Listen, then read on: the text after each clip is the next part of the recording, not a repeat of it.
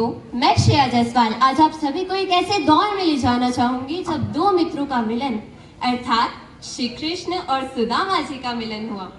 तो प्रसंग कुछ ऐसा है कि निर्धनता से परेशान सुदामा अपनी पत्नी के कहने पर द्वारका पहुंचे और द्वारकाधीश स्वयं श्री कृष्ण। जब सुदामा श्री कृष्ण के महल पहुंचे तो द्वारपाल उन्हें पहचान नहीं पाए और श्री कृष्ण के पास जाकर उनकी भेष का वर्णन कुछ इस प्रकार किया। शीस पर गाना जगा तन में प्रभु जाने को आही बसी के ग्रामा,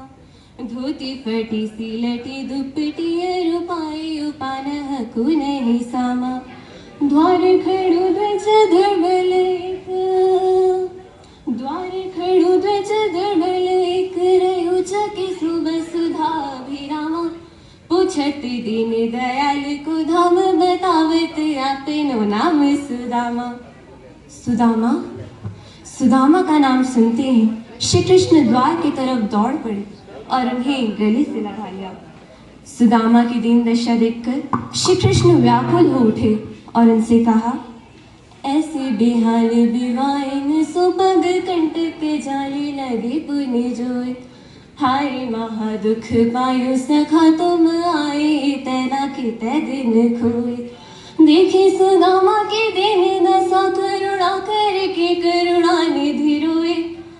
पानी पर रात को हाथ छुयो नहीं नैनन की जले सुपग धोए।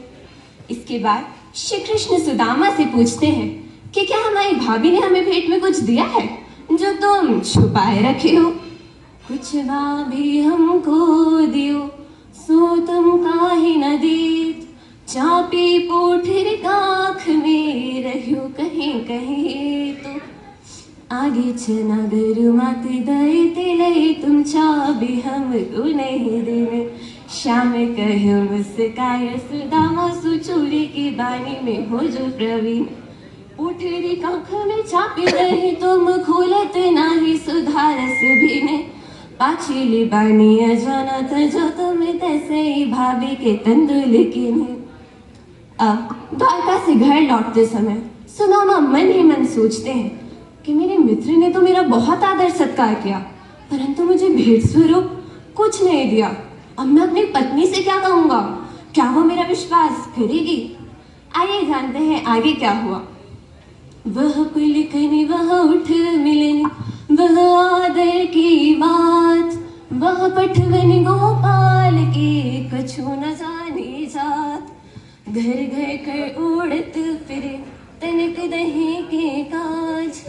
कहा भयो जो अब भयो हरि को राज समाज, हो आवत नाही हो तो वायु पठियो ठेली, अब कहीं हो समझ आए के भौधन धरो सकेली।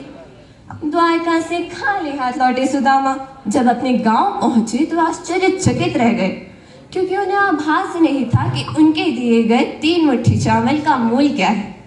तो आइए सुनते हैं।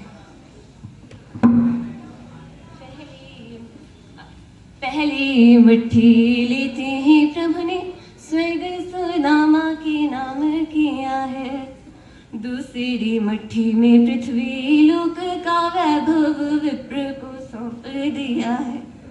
तीसरी मुट्ठी में देने लगी जो,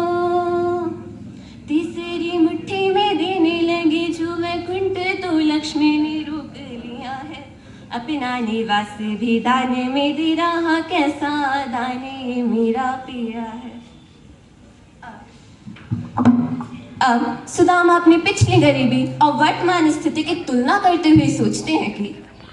कि वह टूटी सी छानी है कहूँ कंचन की अब धाम सुहावत,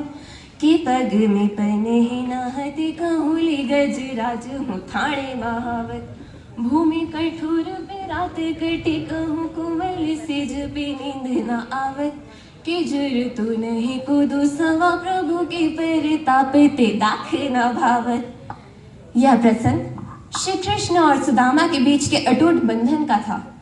जो हमें यह सीख देता है कि सच्ची दोस्ती में धर्म